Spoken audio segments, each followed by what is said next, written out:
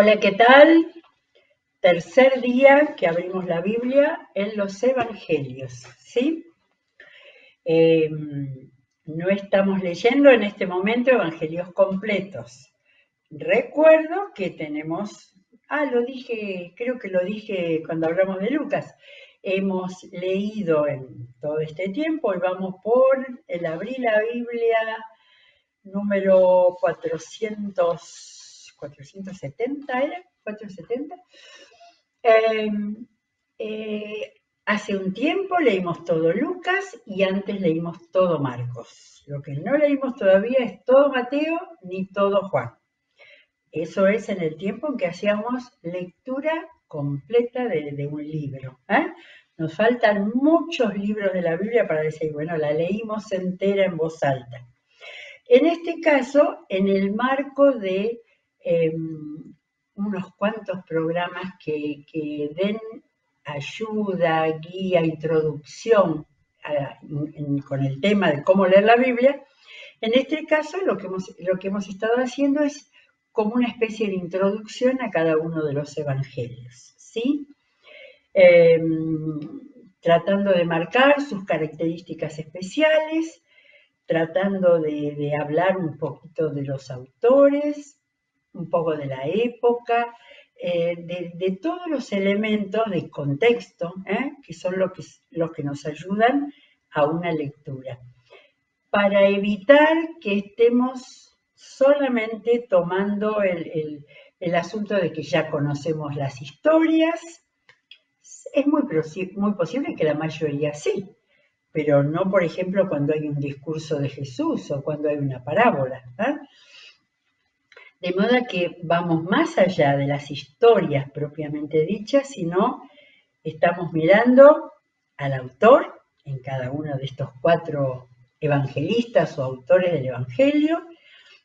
La palabra evangelista se refiere específicamente a los autores de los evangelios. Hay 4 evangelistas. A todos los demás evangélicos de las iglesias evangélicas no se los llama evangelistas, sino evangélicos, ¿sí? Y lo que más importa es que se los llame cristianos, ¿sí? Porque hay mucha gente tiene confusiones, ¿no? Y realmente no sabe cuáles son las iglesias cristianas o a qué se refiere cuando se habla de cristianas. Y todos los distintos grupos de iglesias evangélicas, protestantes, que vienen de la Reforma del siglo XVI, todos son básicamente cristianos, ¿sí? Los que vienen de las formas que tomaron en Europa, como los anglicanos, por ejemplo, han quedado con el nombre de protestantes, porque en aquel momento se protestó contra las barbaridades de la Iglesia Cristiana Católica, ¿sí? Que eran muy concretas y que demostraban que no se conocía la Biblia. De ahí nacieron, a través de Lutero el primero, el empezar a traducir la palabra en las lenguas originales. Él la tradujo al alemán, después aparecieron los 2 curas españoles, el primero Valera, Cipriano de Valera, que tradujo la Biblia al español con toda la base del latín que tenían todavía. Bueno, es muy interesante toda esa historia. Pero ahora nosotros estamos haciendo una introducción a los 4 evangelios para mejorar la comprensión de la Biblia y sobre todo despertar la ansiedad por hacer lecturas lentas, detenidas y profundas. Por eso hoy vamos a hacer un recorrido por el Evangelio de Juan. El Evangelio de Juan, la mayoría de los estudiosos, acá tenemos el título, la mayoría de los estudiosos dicen que fue escrito alrededor del año 85. De manera que por lo menos 20 años o un poco más de lo que escribieron los otros 3.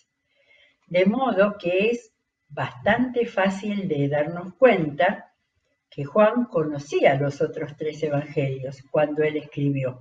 Y entonces se preocupó en volcar en sus relatos. Acordémonos que él fue apóstol, que él era un apóstol muy cercano a Jesús. 5 veces tengo anotado, 5 veces dice el discípulo amado o el discípulo a quien Jesús amaba, de acuerdo a las traducciones, ¿sí? De manera que nunca pensé que fuera que él consideraba un orgullo, sino que tenía que ver con su relación muy cercana, ya que Juan, junto con Pedro y con Jacobo, fueron los que en los momentos trascendentales Jesús los llevaba, ante una resurrección, al monte de la transfiguración, al Getsemaní. Él los tomó y los llevó a esos 3 que eran los discípulos más cercanos. De manera que en su evangelio creo que lejos de tener un sentido de autosatisfacción, como que Juan recordaba, yo estuve muy cerca de Jesús. Ahora, creo no equivocarme si digo que Juan es el que más específicamente explicó el porqué del Evangelio y todo lo que él había seleccionado para contar. Y eso lo dijo al final, así que vamos a empezar por el final. Al final del capítulo 20, después de que Jesús apareció en esa escena tan impactante de cuando Tomás, estaban los 12 juntos y estaban los 11 juntos. Ya no estaba Judas, ya no estaba Judas. Pero faltaba Tomás en una de las primeras apariciones de Jesús, y Tomás duda y dice, si yo no lo tengo por acá, si yo no veo la marca de los clavos en sus manos y meta mi dedo en las marcas y mi mano en un costado, no lo creeré. El padre de los dudosos. Pero bueno, no vamos a hablar de eso. Pero después de ese relato que lo cuenta Juan detenidamente y como Jesús se le apareció, se dirigió a él y le dijo, mete las manos, tan tremendo para Tomás. Ojalá hubiéramos sabido más de él, de su vida. Sí hubo literatura, ha habido novelas con toda la historia ficcionada de lo que significó para Tomás ese encuentro, esa aparición. Pero después, entonces estamos en el capítulo 20, 30, Juan dice, Jesús hizo muchas otras señales milagrosas en presencia de sus discípulos, las cuales no están registradas en este libro. Importantísimo leerlo cuidadosamente. Los otros evangelistas decían, y Jesús siguió recorriendo y haciendo señales. Creo que no lo decía Juan a menudo porque él estaba interesado en contar otras cosas. Pero en este caso sí, para cerrar, falta el último capítulo nada más, porque Juan tiene 21 capítulos, pero para cerrar todo ese relato, dice, pero estas, las que no están registradas en este libro, ¿no? A ver si leí bien, hizo muchas otras señales milagrosas. Ahora voy a tomar de nuevo la palabra señales, las cuales no están registradas en este libro. No dice más discurso, más enseñanza, no, está hablando de las señales que hizo Jesús. Pero estas se han escrito para que ustedes crean que Jesús es el Cristo, el Hijo de Dios, y para que al creer en su nombre tengan vida. Acá está todo el Evangelio. Así como se dice que el capítulo 3, el versículo 16 del capítulo 3, está el Evangelio en miniatura, yo creo que acá está también el Evangelio en miniatura. Él dice, todo esto que he escrito es para que ustedes crean que Jesús es el Cristo, el ungido, el Hijo de Dios, y para que al creer en su nombre, y acá vuelve el valor del nombre, tengan vida. Muy bien, esto viene casi al final. Yo creo que después de un tiempo vamos a leer completo el Evangelio de Juan, pero saboreándolo despacito. Bien, como ya cuando Juan seguramente recibió el impulso del Señor, del Espíritu Santo de escribir. Ya estaba el nacimiento, ya estaban los magos, ya estaba Marcos que había contado que Jesús fue acá, ya sanó. Entonces él comenzó su evangelio con la página más teológica que hay de los 4 evangelios. No la voy a leer todo, pero comienza: en el principio ya existía el verbo, y el verbo estaba con Dios, y el verbo era Dios. Él estaba con Dios en el principio, repite, por medio de él todas las cosas fueron creadas, sin él nada de lo creado llegó a existir. En él estaba la vida, y la vida era la luz de la humanidad. Mateo ya había escrito especialmente para los hebreos, para los israelitas. Lucas había escrito para el mundo no israelita, ¿sí? Marcos para todos los que tenía a su alrededor. Ahora, Juan, con este principio, parece tan claro que él estaba escribiendo a los griegos, ¿sí? Al mundo griego, al pensamiento griego, así como Pablo les había hablado específicamente cuando estuvo en Atenas, ¿no? En el capítulo 17 del libro de Hechos, pero acá empieza con el principio, con la creación, y está como todos estos libros fueron escritos en griego, entonces acá dice: en el principio estaba el Logos. Y el logos, la palabra, era muy importante dentro del pensamiento griego. De manera que este evangelio fue escrito para todo el mundo conocido.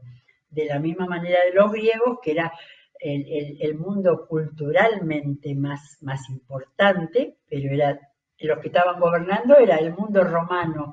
De manera que todo este planteo llegaba a toda la actualidad del año, más o menos el año 85. Acá aparece dos palabras muy importantes en el Evangelio que dicen: en él estaba la vida, y la vida era la luz de la humanidad. En Reina Valera dice: era la luz de los hombres, era la luz de la humanidad. Y eso nos hace pensar cómo hay dos palabras que son muy importantes en todo el Evangelio. Una es luz, donde él mismo dice: yo soy la luz, y la otra es la gloria. Hacia el final, cuando venía el final de la vida humana en la tierra de Jesús, él habla muy claramente acerca de la gloria de Dios, de la gloria que Dios le había dado a él, y que glorifique también. Bueno, hay como para hacer un montón de lecturas de estudio, para que comprendamos los significados. No todo el Evangelio es así, imagínense que todo hubiera sido así como este. Ahora, acá hay algunas de las afirmaciones más importantes. A los suyos vino, se hizo hombre, vino a los suyos y los suyos no le recibieron. Pero después dice que a los que creen en su nombre les dio derecho de ser hijos de Dios. La afirmación más importante para todo ese pensamiento superficial de decir todos somos hijos de Dios, está muy claro en el Evangelio de Juan, capítulo 1, a cuantos le recibieron, los que creen en su nombre, les dio el derecho de ser hijos de Dios. De manera que este capítulo 1 hay que leerlo lenta y profundamente, muy seguido. Pero bueno, tenemos que avanzar para dar una mirada. Juan es el que sabía muy bien cómo se fueron acercando los primeros discípulos, de los cuales los importantes fueron él y su hermano, Andrés y su hermano Pedro, y todos esos que nos cuentan en el capítulo 1. Y después, a partir del capítulo 2, algo muy interesante que si le prestamos atención, es muy llamativo, pero yo creo que realmente Juan, sabiendo que ya habían sido contados y explicados los milagros, las liberaciones, todo lo que había hecho Jesús, como que él eligió algunos milagros entrevistas, tratamiento con personas que no habían sido contadas antes y a las cuales llamó señales, ¿sí? Porque la primera fue la de el primera de estas que llama señales más impresionante, pero a la vez más sencilla, fue el transformar el agua en vino en Caná de Galilea, en las bodas de Caná con su madre, ¿sí? Una mirada muy especial que tenía Juan, porque comienza sus relatos con María y termina frente a la cruz, quedando él como el que se iba a encargar de María. Lástima que no tenemos más detalles de eso, pero como que la llevó a su casa. Bien, entonces tenemos acá este relato tan interesante que no debe quedar como un cuento de niños. Para los chicos les encanta, es maravillosa esa historia, pero eso es lo que Juan dijo. A ver, estoy mirando en el 2.12, 2.11. Esta es la primera de las señales. La hizo Jesús en Caná de Galilea. Allí reveló su gloria y sus discípulos creyeron en él. Yo no sé si todos, pero ahí cerca estaban los primeros discípulos, Juan y su hermano, Andrés y Simón Pedro, los que habían estado más cerca porque cerca de su casa en Nazaret eran los que habían recibido la revelación, habían visto el bautismo posiblemente. Bueno, de manera que este es el principio de las señales. Y entonces, de mirar y dar vuelta a las páginas, me di cuenta cómo en cada uno de los capítulos, que fueron divididos, por supuesto, pero en cada capítulo había un encuentro, una predicación o un milagro importantísimo que no estaba contado en los otros evangelios, ¿sí? Capítulo 3 es cuando esa otra, yo creo que Juan era un gran escritor, ese episodio que cuenta primero el detalle anecdótico. Era un importante de los fariseos que llegó de noche, dice un dirigente judío, un fariseo dirigente judío, llamado Nicodemo, que llegó de noche porque quería indagar a Jesús seguramente, pero no quería que nadie lo viera ni lo supiera. Si él se fue, si Nicodemo se fue con la luz de Dios, con haber reconocido que Jesús era el Cristo, no importa que haya llegado de noche, no importa absolutamente nada. En el contexto de ese encuentro es donde dice que el 3.16, el versículo 16, que no está claro si fue en la conversación con Nicodemo o en el párrafo siguiente donde Juan redondea toda esa conversación y plantea la realidad del cristianismo. Jesús vino para mostrar el amor de Dios y para que todo aquel que crea tenga vida eterna. Bueno, 4, si no, no vamos a llegar hoy en nuestro tiempo. En el capítulo 4, otra maravilla. Jesús habla con una mujer extranjera y sin que hubiera ningún hombre cerca. Porque eso no se toma en cuenta, pero el asunto era a solas además. Y ahí, con la sencillez de ella, con la capacidad de hablar con un judío extraño y de plantearle cosas y hasta que ella fue la primera que descubrió de que nos han hablado, no lo vamos a leer ahora, pero nos han hablado que el Mesías va a venir. Su espíritu estaba abierto y dispuesto y seguramente había sido tan impactante que ese hombre israelita se hubiera acercado a ella y le hubiera hablado. Después porque le habló de su vida personal y demostró que él sabía mucho más de lo que la persona quería mostrar. Muy bien, así que la samaritana y todo el relato maravilloso, la primera evangelizadora en un pueblo extraño como era el de Samaria, fue y le habló y se convirtió todo el pueblo. Bueno, 4 samaritanas, 5, el capítulo 5 empieza con un milagro, ¿sí? Los otros eran milagros también, pero un milagro de sanidad, ¿no? Este que subía al estanque y se quedaba afuera era un discapacitado, abandonado, sin que nadie se ocupara de él y sin que a nadie le importara. ¿Sí? Este es nunca lo había pensado así, pero este es un texto para hablar con aquellos que tienen algún tipo de discapacidad y que sienten que no le importa a Dios ni a nadie, ¿sí? Que a pesar de tanto que se habla de la discriminación y de tantas cosas, sin embargo hay tantas personas que están en esa misma situación que el paralítico de Bethesda. Y ahí tenemos otra señal, ¿sí? Bueno, pero aparte de otra señal, después tenemos lo que empieza a dar a Juan, que Juan debe haber dicho, pero ni Mateo, ni Marcos, ni Lucas han contado la mayoría de los grandes discursos de Jesús, cuando enseñaba, cuando discutía con los fariseos. Así que después de lo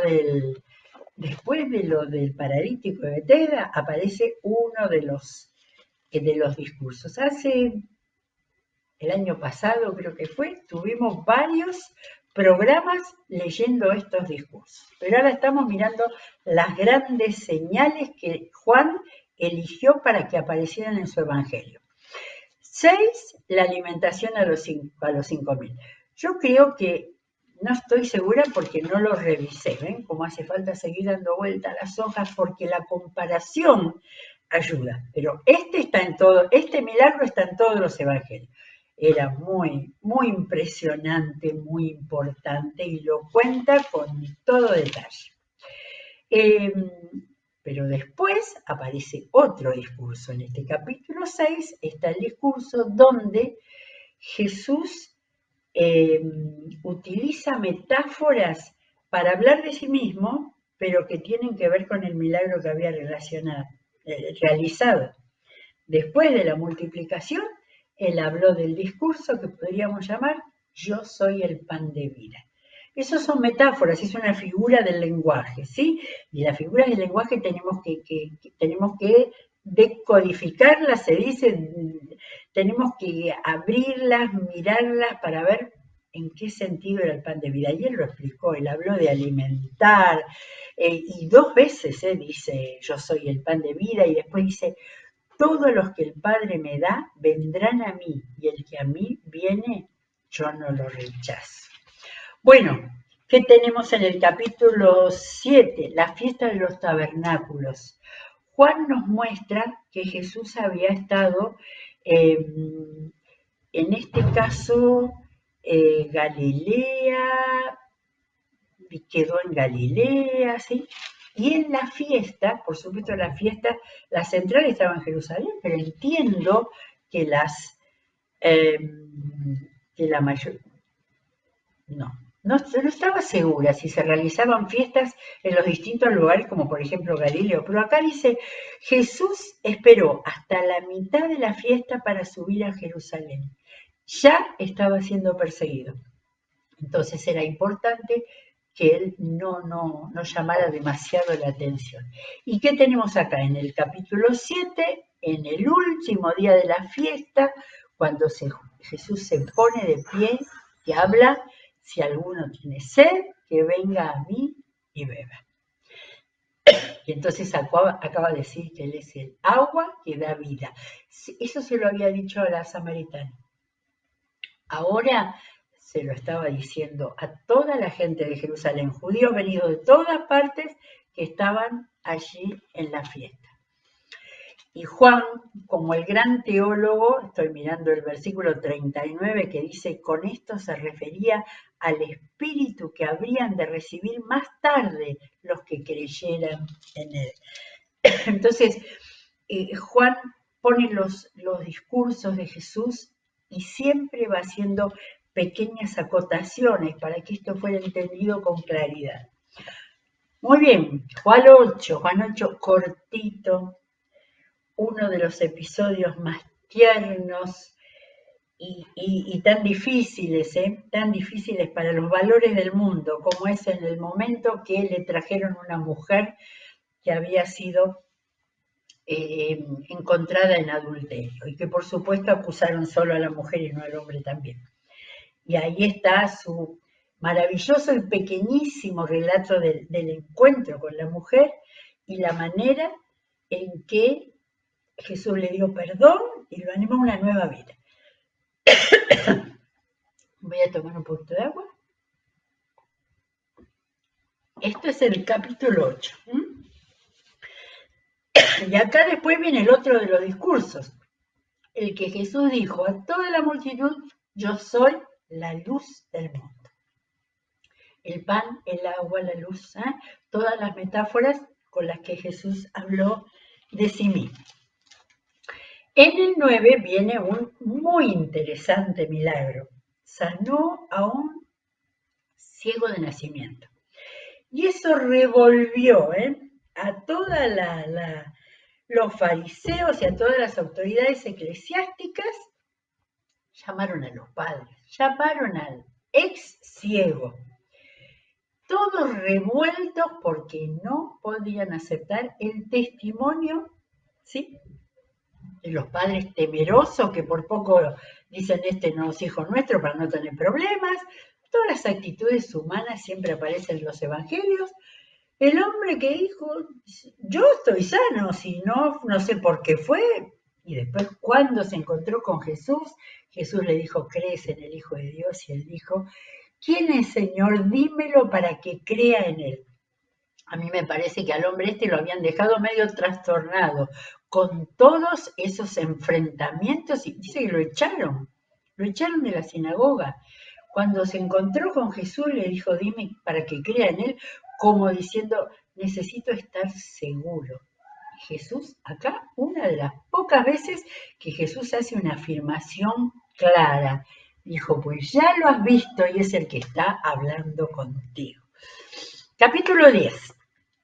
En el capítulo 10 hay una gran enseñanza. Acá no hay esto es para los discípulos y esto es para todos los seguidores fieles a los cuales aplicó toda la enseñanza del pastor y las ovejas que está en el Antiguo Testamento tantas veces para decir, yo soy el buen pastor. Y dio indicaciones acerca de cómo no rechaza a las ovejas, cómo las protege de los ladrones, cómo Él es la puerta. Si alguno no tiene bien presente todos estos detalles, urgente a leer capítulo 10 del Evangelio de Juan. Porque, por supuesto, la Biblia es muy grande y se nos olvida y por eso hay que volver. No es cuestión de leer la Biblia una vez de corrido y listo. La Biblia es palabra viva que sale. Puedo haber leído el capítulo del Buen Pastor un montón de veces y no tener en claro lo que Jesús dijo, que yo los tengo, los que creen en mí los tengo en la mano y nadie los puede arrebatar de mi mano, ¿sí? Si alguno necesita, eso está en Juan 10. 11, bueno, el capítulo de 11, ya cada uno es más espectacular que el otro. La resurrección de Lázaro. La resurrección de Lázaro. Y todo lo escuchamos muy a menudo, la demora en ir, después el encuentro con cada una de las hermanas, todo lo que se puede ver y sacar vez tras vez, encontrar cada uno cuando se encuentre cerca de una o de la otra hermana o de la gente que estaba ahí, de la gente que se conmovió porque Jesús lloró y él sabía que lo iba a resucitar. Sin embargo, lloró por el dolor de sus hermanas y de la gente que lo quería, ¿sí? Es inagotable. La palabra de Dios es inagotable. Cada vez que la vamos a leer, con una actitud abierta, deseosa, anhelante, vamos a encontrar algo nuevo que nos va a decir. Quiero llegar un poquito más a ver muerte de Lázaro, 12. En el capítulo 12 ya tenemos un acto muy especial de cómo Jesús, cómo María se acerca a Jesús, y después también tenemos, en algún momento tenemos que buscar, porque hay otro momento de ungimiento de los pies de Jesús, vamos a ver ese tema, pero acá es María, la hermana de Lázaro, porque dice que eso pasó en Betania. Y en ese capítulo 12, como ya se está acercando la última semana, aquí tenemos también la entrada triunfal, ¿sí? La entrada triunfal es otro de los pasajes que está en todos los evangelios. Por supuesto, los detalles del final de Jesús, los más esenciales, están en todos los evangelios. Por supuesto que está aquí un momento muy importante, acá cuando él dice, estoy leyendo, a ver, capítulo 12, 28, cuando él, como una oración que dice, Padre, glorifica tu nombre, y se oyó desde el cielo una voz que decía, yo lo he glorificado y volveré a glorificarlo. De manera que, bueno, de acá hasta el capítulo 21, cada detalle, es muy importante a quien le guste comparar y ver si eso mismo está en alguno de los otros evangelios o ver cómo cada uno lo ha contado. Voy a terminar y mañana hacemos el resto. Voy a terminar con la única mención que hay en la cena del Señor, que está contada con todo detalle, pero que Juan más que nada le da importancia a la escena que protagonizó para que fueran en vida, para que se quedaran con el recuerdo. Primero el 13:1. Se acercaba la fiesta de la Pascua. Jesús sabía que le había llegado la hora de abandonar este mundo para volver al Padre. Y habiendo amado a los suyos que estaban en el mundo, los amó hasta el fin. Dos cosas, y tenemos que terminar. La primera, la mejor definición de la muerte para tomarla.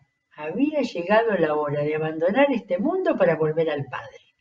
Eso que cada uno lo tome, es la mejor pensamiento acerca de la muerte. Y el otro, los había amado hasta el fin, y lo que viene ahí es el episodio que les lavó los pies para mostrarles lo que era el servicio. De manera que después hay tanto mensaje teológico en este desarrollo, pero acá llega a decir, bueno, ser servidores míos es servirse unos a los otros. Bueno, mañana seguimos para poder terminar hasta el final del Evangelio de Juan. Volvamos a la palabra con ansiedad, con deseo de que la entendamos, nos hable y nos llene. Que Dios los bendiga.